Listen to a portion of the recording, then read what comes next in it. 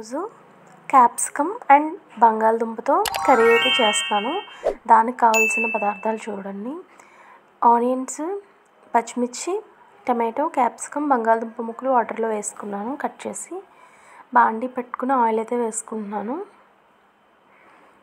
Oil heat అయిన తర్వాత పచ్చిమిరపకాయ ముక్కలు సన్నగా కట్ చేసి పెట్టుకున్నాం కదా, అవైతే యాడ్ చేసేసుకుందాం.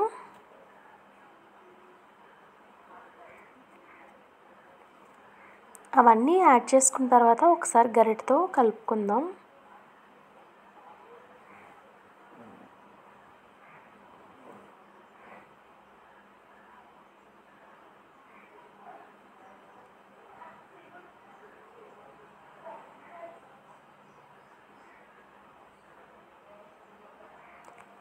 పచ్చిమిరపకాయ ముక్కలన్నీ అయితే వేసేసాను. ఇప్పుడు గరిటెతో ఒకసారి కలుపుదాం.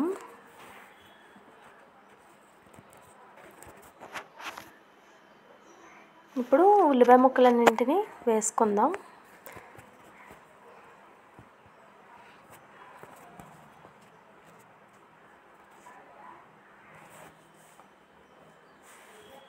క్యాప్సికమ్ బంగాళదుంప కర్రీ చాలా టేస్టీగా ఉంటుంది.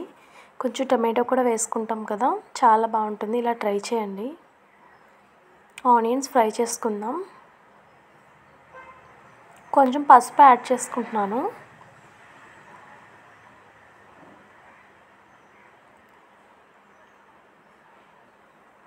బంగాళదుంప ముక్కలు కూడా ఇక్కడ యాడ్ చేస్తున్నాను. ఇక్కడ ఆయిల్లో మగ్గి కొంచెం ఫాస్ట్గా కుక్ అవుతుంది. ఒకసారి కలుపుదాం. అన్నీ శుభ్రంగా అలా కలుపుకున్న తర్వాత దాంట్లో అల్లం వెల్లుల్లిపాయ పేస్ట్ ఒక స్పూన్ ఉంటుంది. అల్లం వెల్లుల్లిపాయ పేస్ట్ అయితే వేసి బాగా ఫ్రై అవనిద్దాం. గోల్డెన్ బ్రౌన్ రావాలి. అడుగు అంటనివ్వకుండా గరిటెతో అయితే కలుపుకుంటూ ఉండాలి.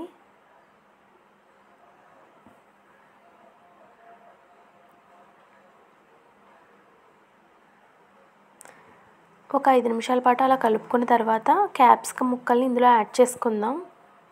ఇవి కూడా పచ్చివాసన పోయేంత వరకు ఆయిల్లో ఫ్రై చేసుకుందాం.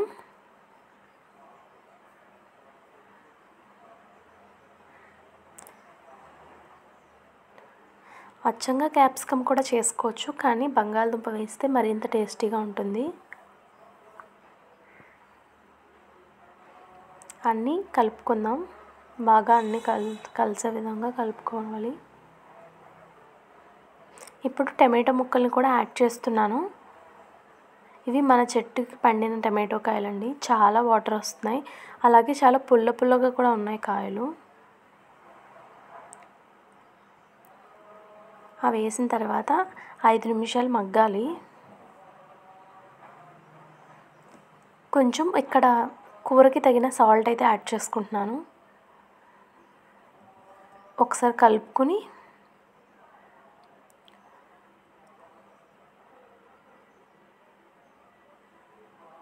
కారం కూడా కూరకి సరిపడా ఒక స్పూన్ అయితే యాడ్ చేసుకున్నాను.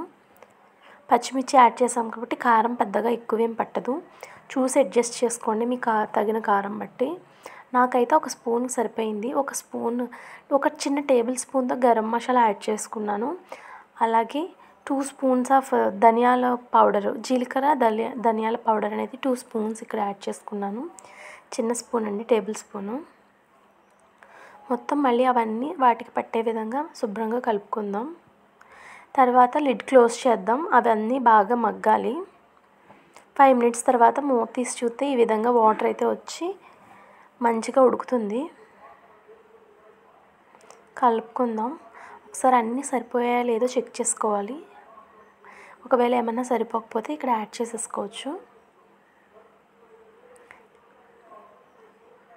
అన్నీ కలుపుకున్నాను. ఇప్పుడు ఫైనల్గా కొత్తిమీర యాడ్ చేస్తున్నాను.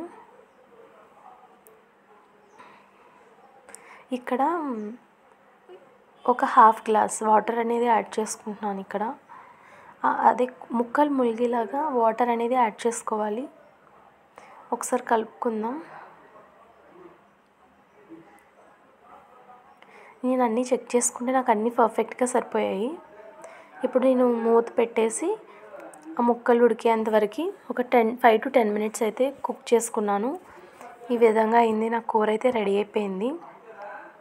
చూడండి ఎంత ఎమ్మీగా జ్యూసీగా ఎంత పర్ఫెక్ట్గా వచ్చిందో ఈ కూర. చాలా టేస్టీగా ఉంది. మీరు కూడా తప్పకుండా ప్రయత్నించండి. మీరు ట్రై చేసి ఎలా ఉందో నాకు కామెంట్ బాక్స్లో షేర్ చేయండి. అంతే, ఫైనల్లీ కొత్తిమీర యాడ్ చేశాను. కర్రీ అయితే రెడీ.